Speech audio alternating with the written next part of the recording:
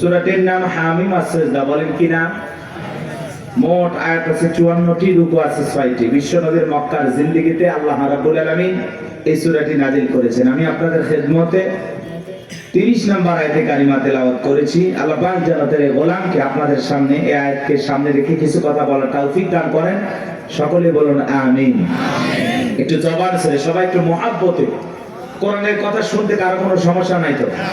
বলেন তো বাজান, কোরআনের মধ্যে কোনো ভেজাল আছে? কোনো মিথ্যা আছে? কোনো ধোঁকা আছে?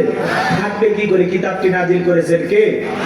আল্লাহ রাব্বুল আলামিন বলেন যালিকাল কিতাবু লা রাইবা আমার আল্লাহ রাব্বুল আলামিন বলেন এটি এমন একটি কিতাব, যেই কিতাবের মধ্যে কোনো সন্দেহ নাই, কোনো সংশয় নাই, কোনো মিথ্যা নাই, কোনো ধোঁকা নাই। there is no doubt। বলুন আল্লাহু আকবার। হুদাল লিল মুত্তাকিন, মুত্তাকি বান্দাদের জন্য গাইডলাইন হিসাবে, পথ প্রদর্শক হিসাবে আসমান থেকে কিতাবটি নাজিল করেছেন কে? সেই কিতাবের আলোচনা শুনলে লাভ না লস? লাভটাকে আমার আল্লাহ জানায় দিলেন, ওয়া ইযা কুরিয়াল কুরআনু ফাসতামিউ লাহু ওয়া আনসিতু লাআল্লাকুম তুরহামুন। সূরা আরাফ আয়াত নাম্বার 204। আমার আল্লাহ রাব্বুল আলামিন জানিয়ে দিলেন, তোমাদের সামনে যখন কোরআন পাঠ করা হয়, কোরআনের আলোচনা করা হয়, চুপ করে কান লাগিয়ে মনোযোগ সহকারে কোরআনের কথাগুলো শ্রবণ করো। যারা চুপচাপ কোরআনুল কারীমের কথাগুলো শ্রবণ করবে, আমার আল্লাহ রাব্বুল আলামিন আসমান থেকে তাদের উপরে আল্লাহ রহমত বৃষ্টির মতো নাজিল করবেন। বলুন সুবহানাল্লাহ। এই জায়গায় আল্লাহ রহমত নাজিল হইতেছে আর আমরা সবাই বসে আছি জান্নাতের বাগানে। একটু চিল্লায়া বলেন না সুবহানাল্লাহ। কষ্ট হচ্ছে? আমি করবো আওয়াজ, আপনারা দেবেন আওয়াজ, জবাব দিবেন ঠিক ঠিক, আলোচনা হবে কমপ্লিট। শ্রোতাদের স্পিরিটে বারে বক্তার হিট, আলোচনা হবে জায়গা মতো ফিট। আগে বলতাম কিছু আছে প্যান্ডেলে, কিছু আছে অ্যাঙ্গেলে। এখন আর অ্যাঙ্গেলে না, যা বলবো সব ডাইরেক্ট। অ্যাঙ্গেলে বলার দিন শেষ, ডাইরেক্ট বলার বাংলাদেশ। কথা বলে ঠিক কি না? ও চাচা, ওটা বসা করেন কে? 12টা বাচ্চা বেটা মজা দেখার জন্য আসছে। এটি 116টা বসা করা যাবে না বাবা। ওঠার নিয়ত থাকলে বক্তা ওঠার আগে আপনি উঠে যাবেন। পরিবেশ নষ্ট করবেন না। আপনি উঠে গেলে আমার কষ্ট হয়। আপনি কেন উঠে যাচ্ছেন আমাকে বলে যান, আপনার দুঃখটাকে আমি শুনি। কথা কি বুঝতে পারছেন? আর ওয়াদা দিচ্ছেন না 12:30 পর্যন্ত থাকবেন, না হলে 12টা পর্যন্ত থাকেন। যতক্ষণ মনে চায় ততক্ষণ থাকেন, না বলে যাবেন না। একজন করে উঠবেন আর অনুমতি নেবেন যে হুজুর আমি কি যেতে পারি? চিল্লায় বলবেন, আমার ওয়াদা হয় হয়ে যায়। আপনার চিল্লে নিটা আমি শুনবো। রাগ করতেছেন আমার কথা? কথা ভাষা করা যাবে না বাবা। কোন যুবক যদি ওঠে পেশাব করা অজুহাতে, আর ছবি মোবাইলে তুলে রাখবেন, পারলে ফেসবুকে ছেড়ে দিবেন। কথাকে বুঝতে পারছেন? 1-1.5 ঘন্টা পেশাব আটকাইতে পারে না, পুরুষ হইল? হ্যাঁ, আর বিয়ে হওয়ার কোনো সম্ভাবনা নাই। মেয়ে বুড়ি বানায় রাখবেন, তাই এরকম অসুস্থ ছেলের সাথে বিয়ে দেবেন। একটু ধৈর্য নিয়ে বসেন। কিসের পেশা? রংপুরে ওয়াজ করলাম, এক মুরব্বী চাচা কয় হুজুর ওয়াজ করেন তো, পেশাব লাগলে লঙ্গিত করবো। আমি চাচা মেয়ে চাচি তো রাগ করবে, কয় না বাড়িতে যা বলবো হুজুর এমন ওয়াজ ধরা ধরছে, এত সুন্দর আলোচনা, ওঠার কোনো কায়দা ছিল না, জায়গাতে কাম শেষছে। তো এরকম নিয়ত করে বসেন, 1-1.5 ঘন্টা আটকায় রাখেন। পেশাব জনিত যত রোগ আছে দোয়া করবো আল্লাহ যেন সেই রোগগুলো থেকে আপনাকে মুক্তি দেয়। আর আমারই ছেড়ে যাবেন দোয়ার বদলে বললাম না। একটু ধৈর্য নিয়ে বসেন। রাগ করতেছেন? একটা তাকবীর দেন, লিল্লাহি তাকবীর। আর জবান ছেড়ে সবাই একটু মহাব্বতে আমার সঙ্গে তেলাওয়াত করুন। আউযু বিল্লাহি মিনাশ শাইতানির রাজিম। বিসমিল্লাহির রাহমানির রাহিম।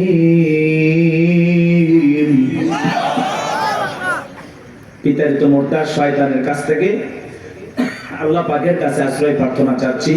পরম করুণাময় দয়ালু আল্লাহ তাআলা নামে শুরু করছি। আমরা যে কোনো কাজ শুরু করবো কার নামে? আল্লাহর নামে কাজ শুরু করলে কল্যাণ আছে না নাই?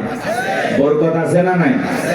আমার আল্লাহ রাব্বুল আলামিন বলেন, ইন্নাল্লাযীনা ক্বালু রাব্বুনাল্লাহু সুম্মা ইসতাকামু তাতানাজ্জালু আলাইহিমুল মালাইকাতু আল্লা তাখাফু ওয়া লা তাহজানু ওয়া আবশিরু বিল জান্নাতিল্লাতী কুনতুম তুআদুন।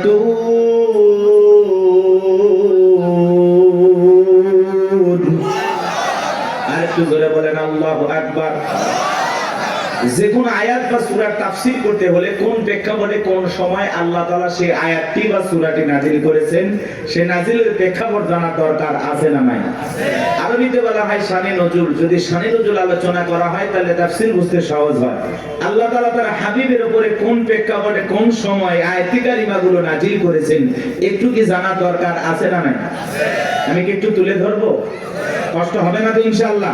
তাকবীর দেন, লিল্লাহি তাকবীর। সম্মানিত ভাইয়েরা আমার, বিশ্ব নবীর প্রিয় দুইজন মানুষ মাত্র 3 দিনের ব্যবধানে মারা গেলেন। চাচা আবু তালিব মারা গেলেন, আম্মা জান খাদিজাতুল কুবরা রাদিয়াল্লাহু তাআলা আনহা মারা গেলেন। দুইজন মানুষকে হারিয়ে ব্যথিত হৃদয় নিয়ে নবী চলে গেলেন তায়েফে কালেমার দাওয়াত দিতে।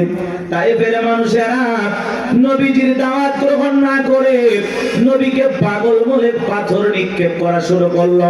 বৃষ্টির মতো নবীজির দেহের উপরে পাথর নিক্ষেপ করলো। বাজান পাথর মারতে মারতে এক পর্যায়ে নবীজি জমিনের উপরে শুয়ে পড়লেন। এত পাথর মেরেছেন, পাথরের ভিতরে নবীজির শরীরটা ঢেকে গেছে। নবীর প্রিয় সাহাবী যায়েদ বিন হারেসা বলেন, আমি অনেক কষ্টে নবীজির দেহ থেকে পাথরগুলো সরায় ফেললাম। নবীজির যখন জ্ঞান ফিরে আসলো, নবী ডেকে বলে, যায়েদ আমার একটু ওযু বানায় দাও, একটু নামাজ আদায় করব। হযরতে যায়েদ থেকে বলেন, আমি যখন নবীজির পা মোবারক থেকে জুতা খুলতে গেলাম, আমি তাকায় দেখি নবীজির পায়ের ভিতরে রক্তগুলো জুতার উপরে জমা বেঁধে আছে। আমি অনেক কষ্টে নবীজির পা মোবারক থেকে জুতা খুললাম। নবীজি নামাজ আদায় করলেন। আসমান থেকে জিবরাইল এসে বলে, নবী যে তায়েফের মানুষের আপনার দেহের উপরে পাথর নিক্ষেপ করেছে, একটা বার অর্ডার দেন গো নবী, পাহাড় চাপা দিয়ে তায়েফের মানুষকে জনমের মতো ধ্বংস করে দেওয়া হবে। আমার নবী দেখে বলে, ও জিবরাইল, তুমি যদি তায়েফের মানুষদেরকে পাহাড় চাপা দিয়ে ধ্বংস করে দাও, আমি কার কাছে কালেমার দাওয়াত পৌঁছাবো? আমি তায়েফের মানুষদেরকে মাফ করে দিলাম, ওরা না চিনে আমাকে পাথর মেরেছে, আমার আল্লাহকে জানায়া দাও, আমার আল্লাহ যেন তায়েফের মানুষদেরকে মাফ করে দেয়। কেমন দয়ার নবী, মায়ের নবী বাজান, প্রতিশোধ গ্রহণ করেন না, মানুষকে ক্ষমা করতে ভালোবাসেন। রাহমাতাল লিল আলামিন। নবী চলে আসলেন মক্কায়। 19 দিন পর্যন্ত আসমান থেকে আর জিবরাইল আসে না, নতুন কোন আয়াত বা সূরা নাজিল হয় না। কাফেররা সমালোচনা শুরু করে দিল, ও নবীর প্রিয় সাহাবীরা, কি ব্যাপার, তোমাদের নবী তো নতুন কোন আয়াত বা সূরা পাঠ করে আমাদেরকে শোনায় না, নাকি তার উপরে যে জিন ভর করেছিল সেই জিনটা বিদায় নিয়েছে? জোরে কন্যা উযুবিল্লাহ।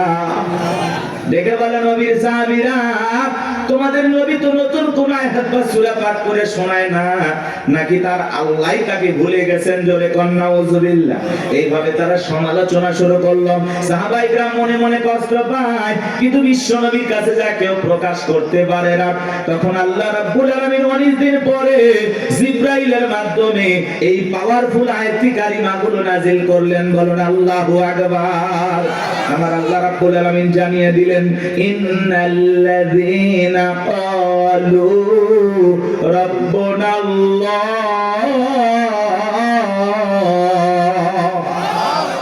ইন্নাল্লাযীনা ক্বালু রাব্বুনাল্লাহ, নিশ্চয় যারা বলে আমাদের রব আল্লাহ, সুম্মাস্তাকামু, এই কথার উপরে যারা ইস্তিকামাত থাকে অবিচল অটল থাকে, তাতানাজ্জালু আলাইহিমুল মালাইকা, আসমান থেকে তাদের উপরে আল্লাহর পক্ষ থেকে ফেরেশতা নাজিল হয়। ফেরেশতা নাজিল হয় তিন সময়। ফেরেশতা এসে বলে আল্লাহ তাখাফু, ভয় পেও না, ওয়ালা তাহজানু, চিন্তা করো না, ওয়া আবশিরু বিল জান্নাতিল্লাতী কুনতুম তুআদুন,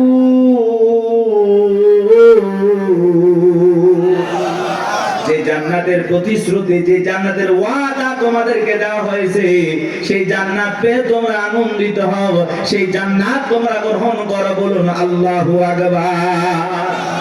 এটা হলো আয়াতের সরল অনুবাদ। এই যুবকে, তোমাদের ওয়াজ আছে বাবা, এখানে ওখানে যা লাভ নাই, কোনো মেলা নাই, দোকান নাই। যুবকেরা খুব ভদ্র, ওগুলো আগেই বন্ধ করে দিচ্ছে, কারণ মেলা বসাইলে আড্ডা হয়, তাই না?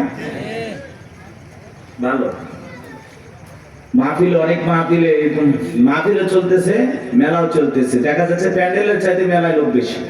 কি বলেন? এই জন্য মেলা না হয় আপনারা খুশি হয়েছেন না? পাশেই তো শহর, আপনাদের পাশেই বাজার, তো খামাখা এখানে দোকানপাট লাগায় লাভ কি? সম্মানিত ভাইরা আমার, দিল দিয়ে কথাগুলো বোঝার চেষ্টা করবেন বাজান, মন খারাপ করবেন না।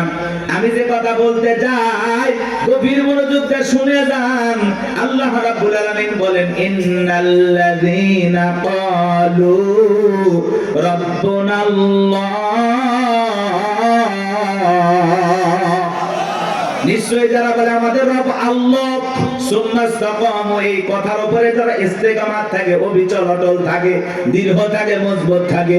ও টাঙ্গাইলের কালীহাতির মুসলমানেরা বলেন তো বাজান, রাস্তার দুই ধার দিয়ে গাছ লাগানো থাকে কিনা? থাকে, থাকে। যখন আইলা আসে নারগিস, হুদহুদ, সনি, মিগজাও, মিথিলি, নানান ধরনের ঘূর্ণিঝড় যখন আসে বাজান, ওই সাইক্লোন ঘূর্ণিঝড়ে তুফানে দেখবেন অনেক গাছ ভেঙে রাস্তার উপরে করে থাকে, আবার কিছু গাছ মজবুত ভাবে শিকড় নিয়ে দাঁড়িয়ে থাকে। এর নাম হলো সুম্মাস্তাকামু, ইস্তিকামাত থাকা, দৃঢ় থাকা, মজবুত থাকা। আপনি যখন বলবেন আল্লাহ আমার রব, এই কথার উপরে টিকে থাকতে হলে আপনি যখন বলবেন আমি আল্লাহর গোলাম, রবের গোলাম, এই কথার উপরে টিকে থাকতে গেলে আপনার উপরে মামলা আসবে, হামলা আসবে, নির্যাতন আসবে, জুলুম আসবে। হাজারো নির্যাতন, জেল জুলুম সহ্য করে, হাজারো বাতিলের চোখরাঙানি সহ্য করতে হবে। এমনকি হাসতে হাসতে ফাঁসির দড়িতে মুসলমান ইমানদাররা ঝুলবে, রবের গোলামেরা ঝুলবে। তারপরে কোন জালেম বেঈমানের কাছে মাথা নত করবে না। কথা বলেন ঠিক কি না? হাজারো নির্যাতন, জুলুম আপনার উপরে আসবে, হাজারো কষ্ট আপনাকে দেওয়া হবে। এরপরে আপনি বলবেন কি?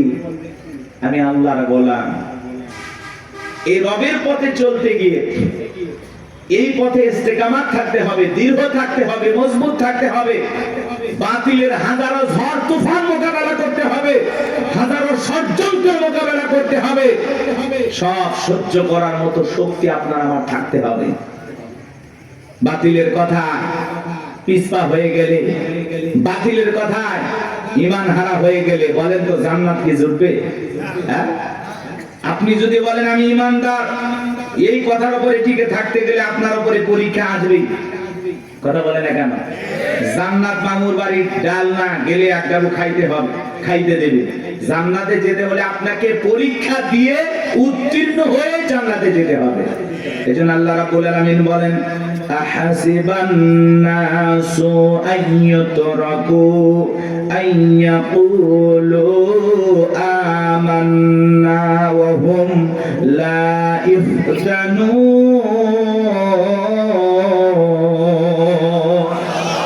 আল্লাহ বলেন মানুষেরা কি মনে করেছে ঈমান এনেছে কথা বললেই ছেড়ে দেওয়া হবে, তাদেরকে পরীক্ষা করা হবে না। আপনার আমার পূর্ববর্তী যারা পৃথিবীর জমিনে উম্মত নবী রাসূল আগমন করেছিলেন, আল্লাহ তাআলা তাদেরকেও পরীক্ষা করে জেনেছেন ঈমানের দাবিতে কারা সত্যবাদী আর কারা মিথ্যাবাদী। আল্লাহ তাআলা আপনাকে আমাকেও পরীক্ষা করে জানবেন আমরাও ঈমানের দাবিতে কারা সত্যবাদী আর কারা মিথ্যাবাদী। কথা বলেন, ঈমান এনেছে কথা বললে আল্লাহ ছেড়ে দেবে না। আল্লাহ পরকাল বিশ্বাস করি কথা বললেই ছেড়ে দেবে না। আপনাকে আল্লাহ তাআলা পরীক্ষা করে দেখবেন। কি করবেন? তাহলে সুম্মাস্তাকামু, এই কথার উপরে যারা ইস্তেকামাত থাকবে, অবিচল অটল থাকবে, আপনার হাত কাটতে পারে, পা কাটতে পারে, শুলিতে চড়াতে পারে, ফাঁসির দড়িতে ঝোলাইতে পারে, রিমান্ডে নিতে পারে, হাজারো নির্যাতন জুলুম করতে পারে, কথা বলেন, সবকিছু সবার মতো সহ্য করার মতো শক্তি আপনার থাকতে হবে। আর আপনি এমন ইমানদার, যদি দেখেন সামনে মিছিল ধরে নিয়ে যাচ্ছে, আজকে মিছিলে যাওয়ার দরকার নাই, আপনি এমন ইমানদার, বলে দাড়ি টুপি দেখলেই ধরতেছে, সেলুনেতে সেটা আপাতত দাড়ি কেটে দিয়ে অবস্থা খারাপ, পরে দাড়ি রাখা যাবে, এই ইমান নিয়ে যান না, এই ইমান নিয়ে না, যে অবস্থার বেগুটি দেখলে টুপি বা দাড়ি বা আছে না, কি বলেন? এরকম নিয়ম যদি হয়, ধরেন একটা জালেম শাসক আসলো, নিয়ম করে দিল বাংলাদেশে দাড়ি টুপি দেখলেই ধরো, কি বলেন? এত টুপি দাড়ি থাকবে? যার কিনা ইমান দুর্বল, বউ করে দেব, জীবন আগে বাঁচাও, কথা কয় না, এই ইমান নিয়ে জান্নাতে যাবে না। একটা সুন্নতের জন্য আপনি জীবন দিবেন, কিন্তু সুন্নত সারা যাবে নাকি? কষ্ট হচ্ছে আপনাদের, মন খারাপ করতেছেন, একটু আয়াতের গভীর যাই তো বুঝতে পারবেন। আমার আল্লাহ রাব্বুল আলামিন বলেন, ইন্নাল্লাযীনা ক্বালু রাব্বুনাল্লাহ, নিশ্চয়ই যারা বলে আমাদের রব আল্লাহ, ও টাঙ্গাইলের মুসলমানেরা ডান হাতটা তুলে শাহাদাত আঙ্গুলে দ্বারা ইশারা করে আসমানের দিকে তাকায় বলেন তো আমাদের রব কি? আরেকটু জোরে ডাক দেন, কে? ভালোবেসে ডাক দেন, আল্লাহ।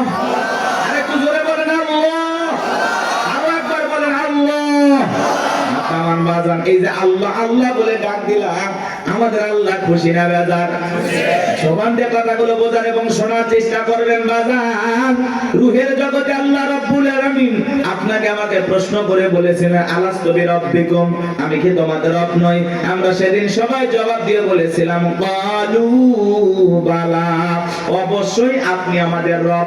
এই পৃথিবীর জমিনে আসার পরে আল্লাহ রাব্বুল আলামিন সর্বপ্রথম যে ওহী নাজিল করেছেন, ইকরা বিসমি রাব্বিকাল্লাযী খালাক, পরে তোমার রবের নামে যিনি তোমাদেরকে সৃষ্টি করেছেন। এই আয়াতের ভিতরে রব শব্দ আছে না নাই?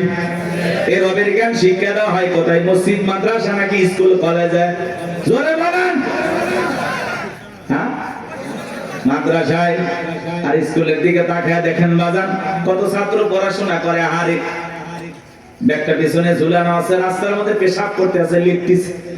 জিজ্ঞাসা করলাম, বাবা তোমাদের প্রাইমারি পেশাবখানায় কি আদব কায়দা শেখানো হয় না?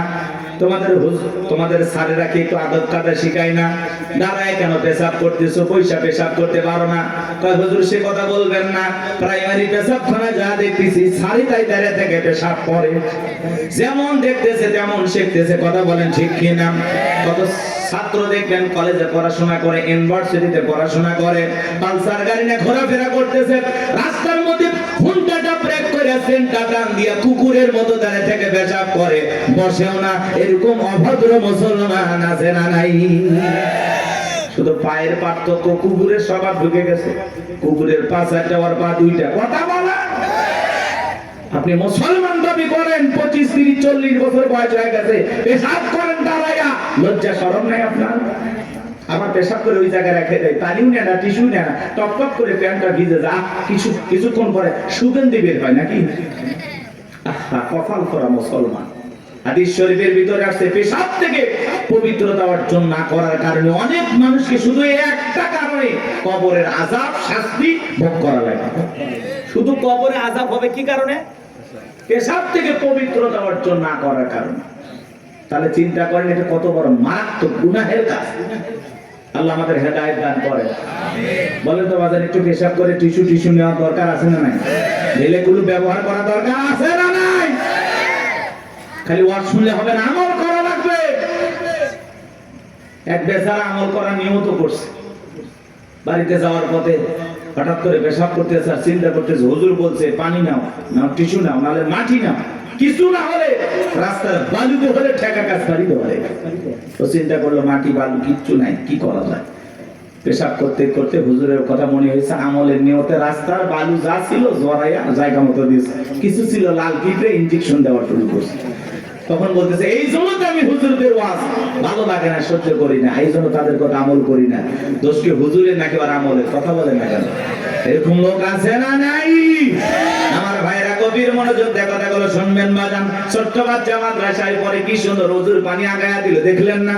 কি সুন্দর টিস্যুটা আগায়া দেয়, ছোট্ট বাচ্চা কি সুন্দর বৈশা বৈশা পেশাব করে, দাঁড়ায় পেশাব করে না। ওই ছোট্ট মানুষ 7-8 বছর বয়স, বাড়িতে যা মাকে সালাম দেয়, বাবাকে সালাম দেয়, পাড়া প্রতিবেশীদের সালাম দেয়, কি সুন্দর তাদের ব্যবহার চলাফেরা দেখে মায়া লাগে। সন্তানকে যদি মানুষের মতো মানুষ বানাইতে চান, মাদ্রাসায় পড়ানো ছাড়া বিকল্প কোনো রাস্তা খোলা নাই। কথা বলেন ঠিক কিনা? সন্তানকে যদি আদবওয়ালা, আখলাকওয়ালা, চরিত্রবান বানাইতে চান, সর্বপ্রথম কোরআন হাদিসের জ্ঞান শিক্ষা দেন। কোরআন হাদিসের জ্ঞান দিয়ে অন্তরটা আলোকিত করেন, এরপরে ডাক্তার বানান, ইঞ্জিনিয়ার বানান, পৃথিবীর যেই সেক্টরে যাবে সেই জায়গাটাকে আলোকিত করবে। কথা বলে ঠিক কিনা? এজন্য সন্তানকে সর্বপ্রথম কোথায় দেবেন? এরপরে যেখানে ইচ্ছা সেখানে পড়াবেন ইনশাআল্লাহ। আমরা বলতেছি না আপনার সন্তানকে একেবারে হাফেজ, মুফতি, মুহাদ্দিস বানানো লাগবে, এমনটা না। ডান হাতের দরকার আছে, বাম হাতের দরকার আছে, হুজুরের দরকার আছে, ইঞ্জিনিয়ার ডাক্তারের দরকার আছে। কথা বলেন। একটা নারীর সিজার করা লাগবে, আমি গোলাম রব্বানিকে দেওয়া হবে? কথা কয় না। লাগবে কি? ডাক্তার। আমি হুজুর কতটুকু পারি? একটা পানিতে ফু দিয়ে পানি ভরাই দিতে পারি, ও দিয়ে কাজ হইলে হইলো, না হইলো না হইলো। এসব ডাক্তারের দরকার আছে না?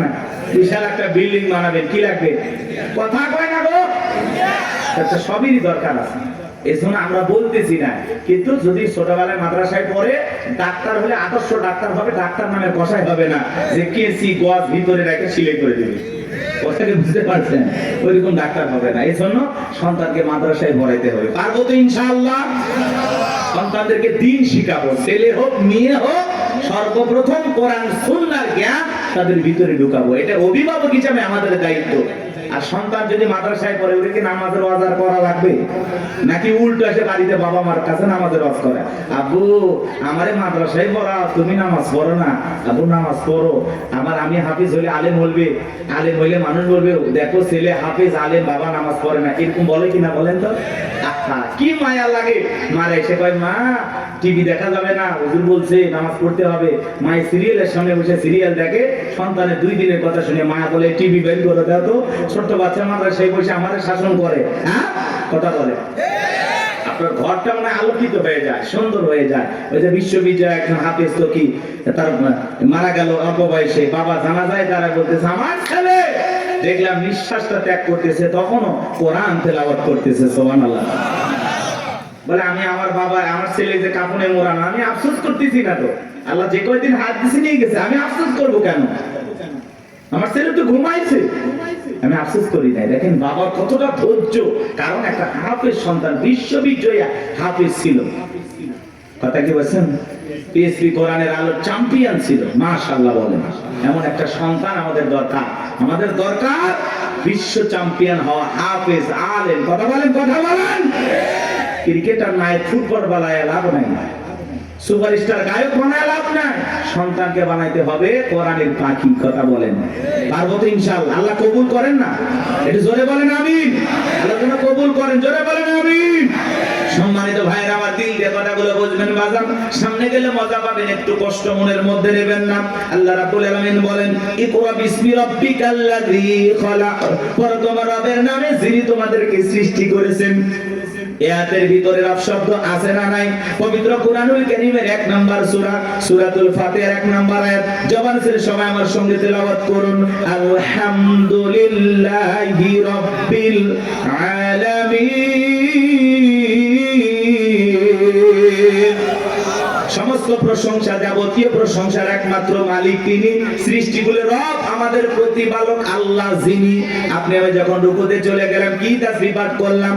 সুবহান রাব্বিয়াল আযীম, সুবহান রাব্বিয়াল আযীম। রব শব্দ আছে না নাই? এরপরে রুকুতে দাঁড়ানোর সময় কি বলি?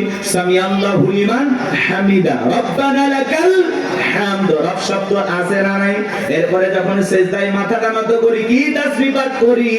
সুবহান রাব্বিয়াল আ'লা, সুবহান রাব্বিয়াল আ'লা।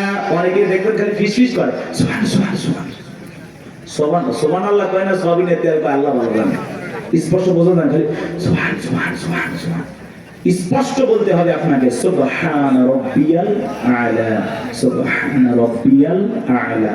এরপরে যখন বাজান সালাম ফিরানোর পরে হাত তুলে মুনাজাত করি, আল্লাহর কাছে কি দোয়া করি? রব্বানা আতিনা ফিদ দুনিয়া হাসানাতাও ওয়া ফিল আখিরাতি হাসানাতাও ওয়া কিনা আযাবান নার।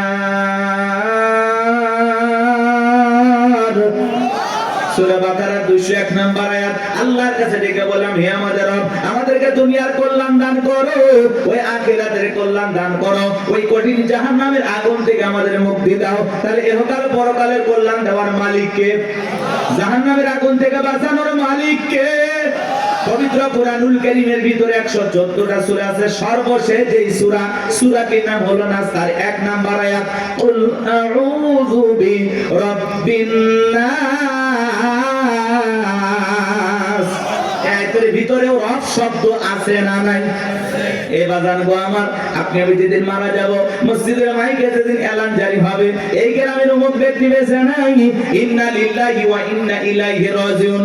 আপনার আমার মৃত্যুর সংবাদ শোনার পরে স্ত্রী কেঁদে বলবে স্বামী নাই, ছেলে কেঁদে বলবে বাবা নাই, মেয়েটা কেঁদে বলবে বাবা নাই, পিতা মাতা বেঁচে থাকলে বলবে কলিজার ধনটা হারাইলাম। আত্মীয় স্বজন সবাই আপনার আমার জানাজায় আসবে শেষ বিদায় দেওয়ার জন্য। বাজান আমার, ওই দামি বিল্ডিং বানাইছেন, দামি বাথরুম বানাইছেন, কোথাও আপনার জীবনের গোসলটা হবে না। এমন মানুষ আছে কোটি কোটি টাকা দিয়া সুন্দর করে ওয়াশরুমটা বানাইছে, কথা কথা কি ভিআইপি কারবার, জীবনের শেষ গোসলটা ওই দামি টয়লেটে হবে না, কথা বলেন না কেন? ওই 4-5 কোটি টাকা খরচ করেছেন, ওই জায়গায় হবে না বাজান। ওখান থেকে বের করে চকির উপরে শোয়া মশারি টাঙাইয়া দেখে রঙিন পোশাক কইলা বড়ই পাতার গরম পানি দিয়া গোসল করাবে, আতর সুরমা লাগায় জনমের মতো সাজাবে, সাদা কাপড়ে চকলেটের মতো ওরাইয়া মসজিদের কাটিয়াতে দুইলা 4 জন বরযাত্রী দইরা একটা দুবা করে কবরস্থানে নিয়ে যাবে। ওই কবরে 3 জন ব্যক্তি নামবে বাজার লাশটা রাখার জন্য।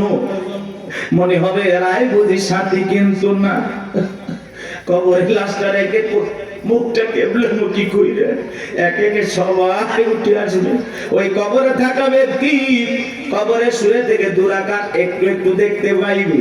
এরপরে যখন বাসের বিছানা বিছায়া দিবে, ছিদ্রগুলো দিয়ে হালকা একটু আলো কবরে প্রবেশ করবে।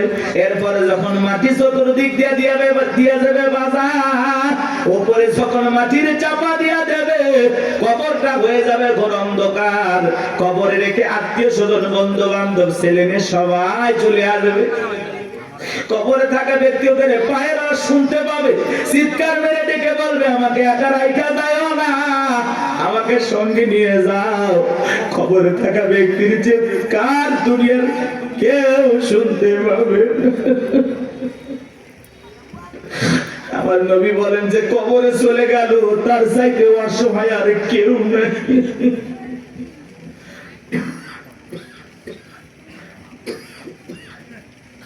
আমার নবী যে বলেছেন, ওয়ালা রাসূলুল্লাহ সাল্লাল্লাহু আলাইহি ওয়াসাল্লাম, ইন্নামাল কুবুরু রাউযাতুম মিন রিয়াদিল জান্নাহ আও হুফরাতুম মিন হুফারিন নার। রাওয়াহু তিরমিজি। নবীজি বলেন, যে ব্যক্তির আমল ভালো, মৃত্যুর সঙ্গে সঙ্গে আল্লাহ রাব্বুল আলামিন তার কবরটাকে জান্নাতের বাগান বানিয়ে দেবে। আর যে ব্যক্তির আমল খারাপ, আও হুফরাতুম মিন হুফারিন নার, তার কবরটা হবে জাহান্নামের আগুনের গর্ত। আমার নবী এক জায়গায় বসা, জিবরাইল এসে বলে, নবী গো, এই মুহূর্তে একটা আওয়াজ হলো, আপনি কি শুনতে পাইছেন? আমার নবী বলে, হ্যাঁ শুনতে পাইলাম। জিবরাইল বলে, নবী, আজ থেকে 70 বছর আগে আল্লাহ রাব্বুল আলামিন জাহান্নামের গর্তের মধ্যে একটা পাথর ছেড়ে দিয়েছে, এই মাত্র জাহান্নামের তলদেশে পাথরটা পৌঁছাইলো। চিন্তা করেন বাজান, একটা পাথর ছেড়ে দিলে যদি 70 বছর সময় লাগে, আল্লাহ না করুক আপনার আমার গুনাহের কারণে, অপরাধের কারণে আসমানের জমিনের মালিক আল্লাহ যদি বেজার হইয়া একবার জাহান্নামের আগুনের গর্তে ফেলে দেয়, আপনার আমার বাঁচার কিন্তু কোনো উপায় নাই। যেই জাহান্নামের আগুন দুনিয়ার আগুনের চাইতে 70 গুণ বেশি পাওয়ার, একবার যদি কারো দেখে জাহান্নামের আগুন লেগে যায় মনে হয় কলিজাটা পুড়ে ছাই হয়ে যাবে। এ বাজার নবীর প্রিয় সাহাবী হযরত ওসমান কবর থেকে অঝরে চোখের পানি ছেড়ে দিয়ে কান্না করতেন। সাহাবায়ে কিরাম ডেকে বলে, ভাই আপনি কবর থেকে কেন অঝরে কান্না করেন, কি হয়েছে আপনারা বলেন? হযরত ওসমান ডেকে বলেন, প্রত্যেকটা মানুষের প্রথম মঞ্জিল, প্রথম ঘাঁটি, প্রথম স্টেশন হলো এই কবর। এই কবরের ভিতরে তিনটা প্রশ্ন করা হবে, যে সঠিক উত্তর দিতে পারবে তার মিজান ফুলসিরাতে কোনো টেনশন নাই, কিন্তু যে উত্তর দিতে পারবে না তার কিন্তু বাঁচার কোনো উপায় নাই। জান্নাতের সার্টিফিকেট প্রাপ্ত সাহাবী কবরে দেখে কান্না করে। ভালো করে বুঝবেন, দুনিয়ার থাকতে জান্নাতের কি পাইছে? কথা বলেন ভাই, কথা বলেন। সেই মানুষ কবর দেখলে অঝরে কান্না করেন। মাঝে মাঝে হযরত ওসমান এত কান্না করতেন, কবরস্থানের পাশে তিনি অজ্ঞান হয়ে পড়ে থাকতেন, জ্ঞান হারিয়ে ফেলতেন। আর আমরা সকালে কবর দেয়, বিকেলে যা তাস খেল, জুয়া খেল। সকালে কবর দেয়া, বিকেল বেলা যায় মা বোনেরা খেয়াল করে, মানে যে লাকড়ি করে আছে না, পাতা ঝাড় দেয়, পাতা ঝাড় দেয়, কঞ্চি টঞ্চি থাকে না, ওগুলো ঝাড় দিয়ে পরিষ্কার করে নিয়ে আসে। ভয় নাই। আগে নতুন কবর দেখলে মানুষ দুই একদিন ভয় পাইতো। কথা বলেন, আগের মানুষের কথা বলতেছি। আর এখন কবরস্থান দেখে কোনো ভয় নাই, কবরস্থানে গিয়ে হাসাহাসি করে। মানুষ মানুষ আর মানুষ নাই তো, মানুষ মরে গেছে, সেই মানুষের সাথে জুলুম করে, আছে না নাই ভাই? চিন্তা করেন, একটা বার চিন্তা করেন, একটা মিনিট চিন্তা করেন, আপনি মারা গেছেন, কি হবে আপনার? কিভাবে আপনাকে বিদায় দেওয়া হচ্ছে? একটু চিন্তা করে দেখেন, কার জন্য কি করতেছেন, দুনিয়ার মায়া করে কি না করতেছেন, সব ফেলায় যেতে হবে। ওই কবর কিন্তু জায়গা ভালো না, সবাইকে যাওয়া লাগবে। কবর কঠিন জায়গা। যার আমল ভালো, কবর তার সাথে ভালো আচরণ করবে। যার আমল খারাপ, দুনিয়াতে গান বাজাইছো না, বক্স নিয়ে এসে ঢিক ঢিক আওয়াজ দিয়া কবরে যাও। দুনিয়ার মাটি যেরকম গান বাজনার আওয়াজে কাঁপাইছো, এই কবর একদিন পরে কোলে নিয়ে কাঁপাবে। কথা বলেন ঠিক না? কি হবে সেদিন তোমার? কবর কিন্তু জায়গা ভালো না, কবর বড় কঠিন জায়গা। কথা বলেন না কেন? 6 দিন পরে নখ খসে যাবে, 9 দিন পরে চুল। কবর গায়ের সামান নিতে কইর না কেউ ভুল। কবর জায়গা ভালো নয়, কবর জায়গা ভালো নয়, কবর জায়গা ভালো নয়। আমল দিয়ে কবর গৃহ সাজায়া নিতে হয়। 17 দিনে পেট ফেটে শেষ পোকার খাদ্য হবে। 7 দিন পরে গোস্তা দেবে না, কঙ্কাল পরে রবে। চিন্তা করেন, ইস, এই সুন্দর দেহ, কত রং বেরঙের সাবান, শ্যাম্পু, কত কিছু ব্যবহার করলাম, কত মেডিসিন, কত তেল।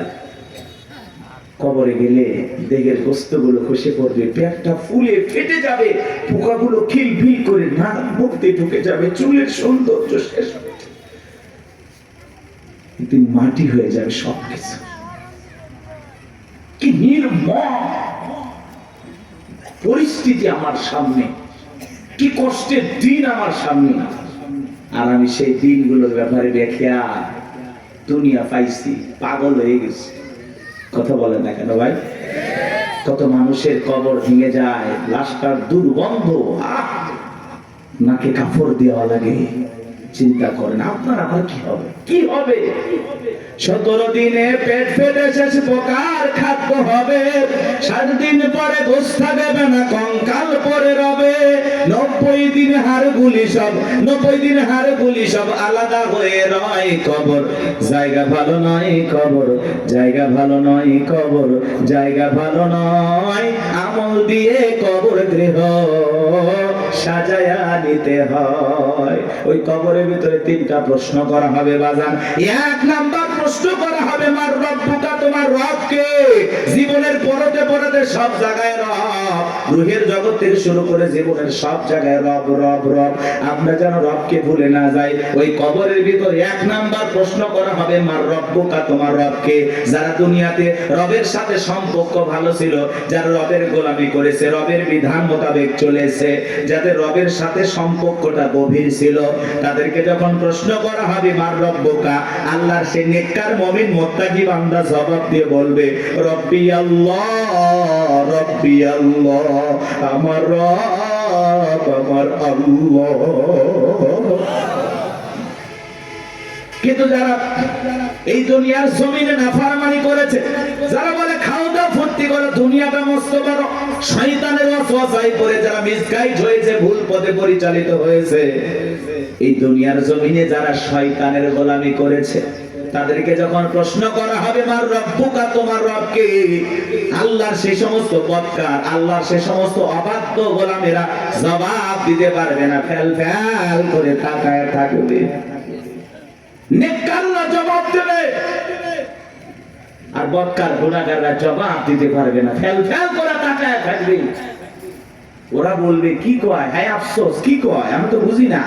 মা রব্বুকা জিজ্ঞাসা করবে তোমার রব কে? আরে ভাই জীবনে কোনোদিন অফিসে গেলেন না, বসকে চিনবেন কি করে? কথা কয়। এই যে দুনিয়াতে যারা আল্লাহর গোলামি করতেছে, কি মনে করেন 5 ওয়াক্ত নামাজ পড়ে লোকটা ঠকে গেছে? না, কোরআন সুন্নাহ দিয়ে জীবন সাজায় লোকটা ঠকে গেছে? না, ঠকে নাই। এই যে আমরা দুনিয়াতে আল্লাহর গোলামি করতেছি, এই গোলামির বেতন হিসাবে আল্লাহ আমাদেরকে দেবেন জান্নাত। সুবহানাল্লাহ। এই গোলামির বেতন হিসাবে আমরা পাবো জান্নাত, আর বোনাস হলো দিদারে ইলাহি, আল্লাহ পাকের সাথে জান্নাতীদের সাক্ষাৎ। সুবহানাল্লাহ। বেতনও আছে, বোনাসও আছে, কিন্তু দুনিয়াতে গোলামি করে কবরে যাওয়া লাগবে। আপনি 1 ওয়াক্ত নামাজ পড়েন না, রবের সাথে সম্পর্ক নাই, কেমনে জান্নাতে যাবেন? কথা কয় না ভাই? আপনি তো আল্লাহর অফিসই চেনেন না। আল্লাহর অফিস কোথায় চেনেন? কথা কয় না, কথা কয়। রাগ করতেছেন নাকি? এগুলো বললে অনেকে খারাপ লাগে। এক জায়গায় ওয়াজ করেন, হুজুর মৃত্যুর ওয়াজ এইভাবে করিয়েন না, ভয় লাগে।